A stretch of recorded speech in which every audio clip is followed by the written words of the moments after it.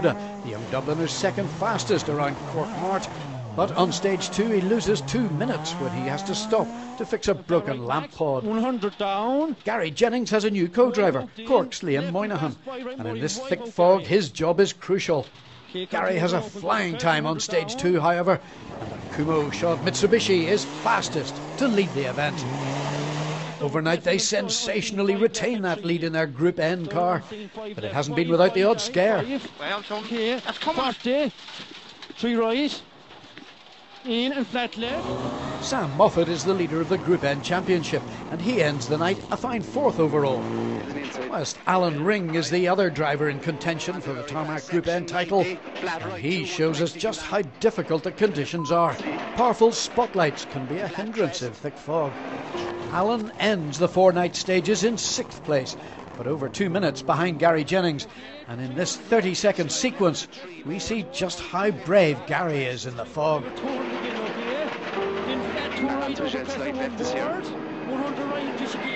Last right, 230. On the left, Jennings is entering this chicane in the thick fog. Right entry chicane. Only now is Ring entering the chicane, as Gary makes up 6 seconds in this 30-second clip. Sadly, Colm Murphy retires on stage 2 with mechanical trouble. Let's compare Brian O'Mahony's first run in an S11 with Robert Barrable's S2000. Brian is ahead at the first marker point.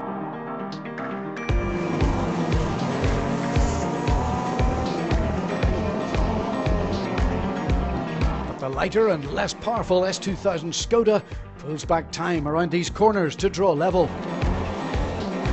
By our exit point, Robert is slightly ahead. Indeed, he'll be 2 seconds faster than Brian on this run.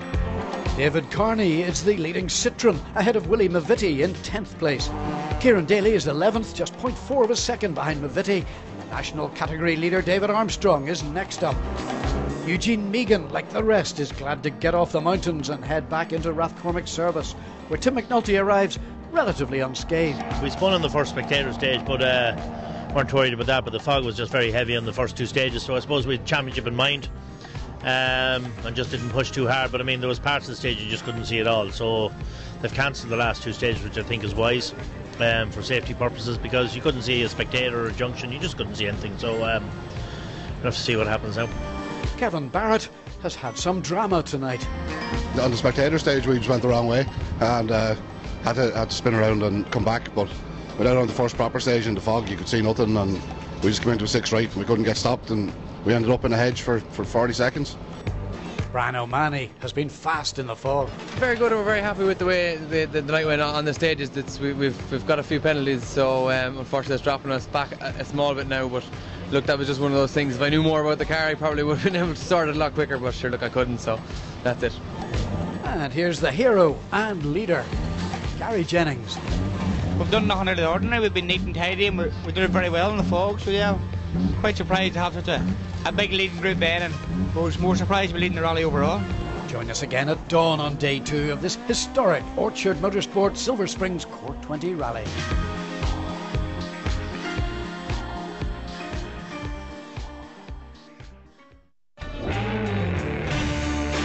Welcome back to the Cork 20 Rally, with extreme conditions continue into day 2, forcing the cancellation of the first 2 stages.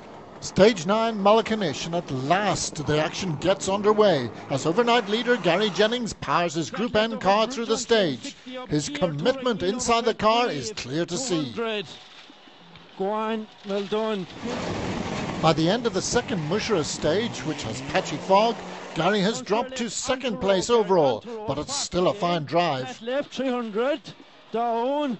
The new leader is Dara O'Riordan, although you wouldn't think it here, as he threads his Subaru tentatively through this hairpin.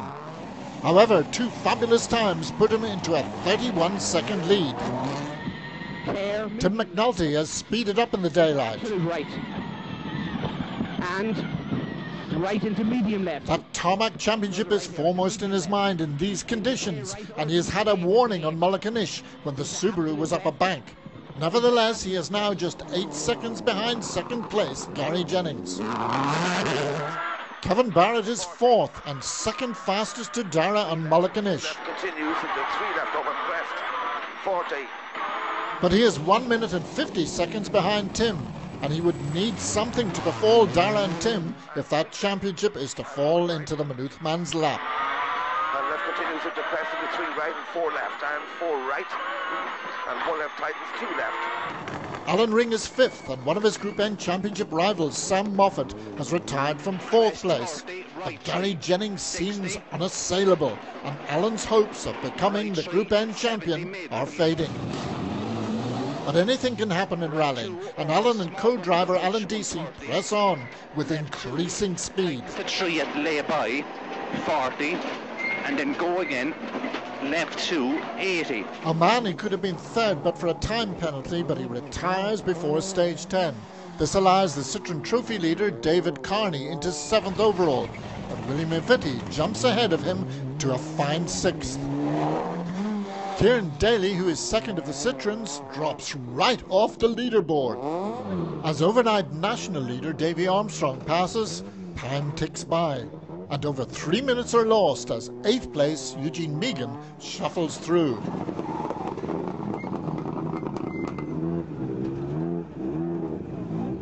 Jason Ryan is about to move his Honda into the National Rally lead with 2 superb times. The young yawl driver is loving the slippery stages. Brian O'Keefe is 9th in the international section and 5th in Group N. Whilst Graham Colfer is just 1 second behind but set to retire in the next loop. Peter Barrable is moving up in the Citroen race. Alan Tracy's been the fastest national on Mulliganish, and he's moved into 3rd place in that category, and Joe McGonigal is closing on Peter Barrable. Stephen Carey is just 1 second behind him and leads his class in the Civic Type R.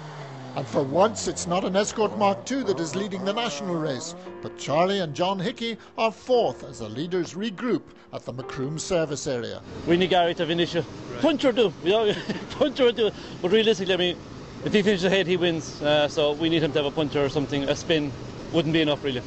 Yeah, I think we'll have to back off. You know, all we have to do now is win Group N here, and we won the championship. So we've had a stiff warning from Kumo there, so we'll have to back off. We've only 4 stages left, and we'll have to protect the car.